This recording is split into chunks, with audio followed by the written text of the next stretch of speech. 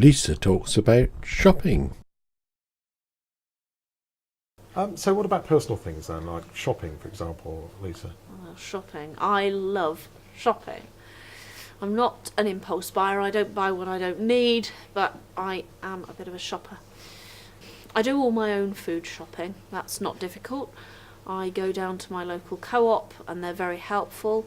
Also a couple of other food stores. I have had a very negative attitude from one store. I phoned them up to see if they had anybody to help me around the shop. All very nice to me on the phone. Yes, hold on please. And they obviously had no secrecy button, because I then heard the person on the phone say to someone, blind lady needs help. I haven't really gone back to that store ever since. It's put me off, which is a shame, because there are things I do like in there.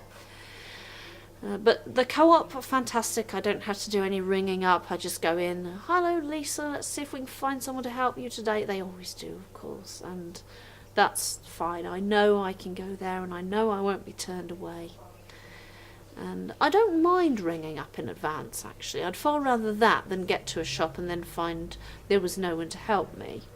But it's nice if you don't have to do that. Because when you are disabled, you do have to plan so much more. You can't be nearly as spontaneous as somebody without any disabilities. But clothes shopping, which I also am a great fan of, generally I have to have someone to go with me because they can tell what suits me, they can tell the colours. I can see colours to a certain extent, but I can't see any detail. I can't see whether patterns would clash or whatever. If I know what I want, I can go into certain shops like Primark or Marks and Spencer, and I'll go in and ask them to help me, and so I can say, I've got a job interview next week, I would like a smart skirt or a smart blouse. I can do that. But if I want a good old rummage, then I take a friend. Debenhams is good, of course, because they've got a personal shopper. Other things like toiletries, that's not a problem. Boots, Superdrug, Body Shop, yeah, they help you. I always have to have an assistant to go around with me because I just cannot see to take things off the shelf. Yeah. I'll tell you a very funny story about shopping.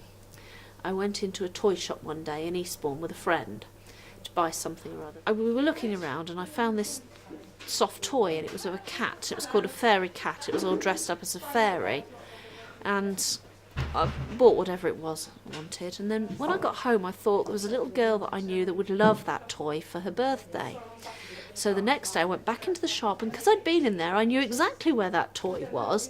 I went in, picked it up. I was so pleased I didn't have to have any help, and then I spent 20 minutes lost trying to find the counter. You could have been in IKEA. Absolutely. But yeah, I always have to have an assistant to help me shop. I don't shop on the internet really unless it's a site that I'm very familiar with and a company that I'm very familiar with. Not being able to see, I am very worried about moving money around on the internet. I do often look up the product on the internet and find out what I want and then go and order it over the phone. Yeah, I think most of us do that, actually. Yeah. The thing that annoys me about supermarkets is you can go into the same one, which I generally do, and they then you'll move find things one week around. they moved everything around. That's the advantage of having to have an assistant to help you, because they know where Yeah, things they know are. where everything is. Yeah. It makes me so frustrated sometimes.